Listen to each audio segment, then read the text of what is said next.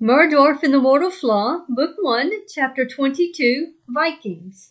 After 9 days enduring the biting frosty elements, hope arose as the riders approached the summit of the mountain. The view was magnificent, a marvelous work of art. Over the hill lay the lucid icescapes of the forge, the glassy blue ocean overlaid with sculpted glaciers. The forge opened into the icy sea, visible from where they stood. The noble glaciers rose out of the ocean, their ice caps reaching into the heavens. The awe-inspiring view made them almost forget that they were freezing.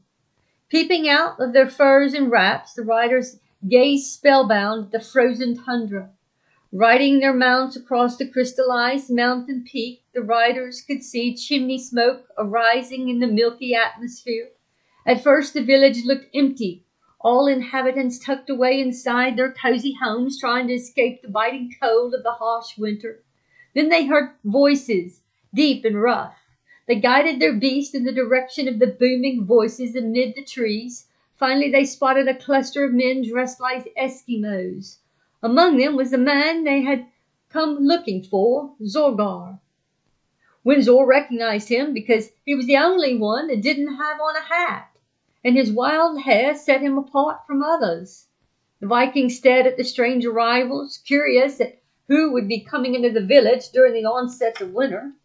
It was not until the riders were nearly upon them and Windsor spoke that the Vikings realized that they knew at least one of them. "Well, smoke a haystack. You look at what the snow has blown in," said Zorgar, going over to greet them. "What brings you mangy mutts our way?" "Oh, sorry, ma'am, I didn't see you back there." Zorgar noticed the pretty girl when she left off her mount. She was nestled in so tight that she looked as one with Novatian. He was curious about the girl, so he leaned towards Windsor to inquire, "What you got a fair lady like that riding with you for?" He smiled, showing his brown stained teeth in the absence of one on the right. "Well, this is Princess Murdorf." "Princess, my pleasure, ma'am," bowing his head to show respect. "Pleased to meet you, too, but you can leave off that princess stuff." She prided herself in shunning her position, always seeking to be approachable and reputed as down to earth, level-eyed with her people. Murdorf had some whispering of her own to do. "What's up with his hair?" she asked. "He's bald," Novatian said, hushed.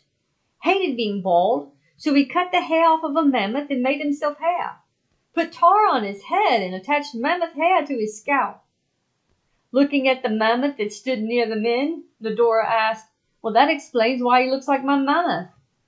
"But why does the beast hair look better than his?" "Because they groomed theirs," said Novatian. Zorgar invited them into his warm home. Vandorf shook off the snow that had accumulated on his boots. "I can't wait to get out of these wet clothes and get cleaned up," he said. Zorgar led the way, walking beside Windsor and Novatian. Since Murdorf had dropped back with Skeena, the man had an opportunity to ask some questions of his own. "What's the girl coming for? And what is she carrying that sword for? It's bigger than she is." "Well, she is the best archer in the kingdom," Windsor patiently explained. "And the sword, well, she knows how to swing it. Not too bad for a girl, either." "She has proved herself and has earned her respect," added Novatian, rather icy. "Oh, he's kind of sensitive about the girl, I see." Zorgar looked over his shoulder, catching a glimpse of her out of the corner of his eye. "A man can see why. She's a looker." He pushed open the heavy cedar door to his log house and welcomed his unexpected guest. His wife got busy cooking a meal for the hungry guest. He sent his many children to their uncle's house to both free up space and provide some privacy to talk. Gilgore nearly took up the entirety of one room by stretching out across the floor. Having found a place for Skeena to lie down, Murdorf prepared a warm herbal healing drink with Mambrian root and mulled rum she borrowed from the Viking. He sipped it down, grimacing at the combination of flavors. The riders slowly thawed as they sat around close to the fire. Weary from their long journey over such daunting landscape and harsh climates, they settled back to relax. It was good to be in the warmth of the house. Vandorf was insistent on getting the accumulation of dirt off of his aching body. So where can I get cleaned up? Vandorf inquired as he shook the remainder of snow from his ponytail. River's frozen, Zorgar explained, twisting his fake hair with his fingers, a habit he had formed upon finally getting himself some head covering. It's impossible to get water right now for bathing. We barely have enough for drinking to get us through the winter. Well, for the love of God, Vandorf explained, your river is always frozen. You mean to tell me that I can't wash off? No wonder you people always smell. He thought he had whispered the last statement, but all could hear his insulting comment. Pulling his coat around him, he paraded across the room, grabbed a bucket sitting by the door, stepped outside, and scooped up snow. Setting it beside the fire, he watched as it slowly turned into a little puddle of warm water. He added buckets of snow until he had accumulated enough water to bathe. As he began to strip down to his drawers, Murdorf grew increasingly embarrassed and swiftly left the room. Grabbing a rag and some lye soap, Vandorf scrubbed down, not leaving a spot unwashed. He even gave his head a dip. When the water looked dirty, he persuaded others to retrieve more snow. In all, he changed the water 4 times. Afterwards, he cleaned all his gear, not leaving a trace of dirt. You're the cleanest earth dweller I've ever met, Zorgar said, fetching the last pail of snow for him. Well, just because I live in the earth doesn't mean I want to carry it around with me.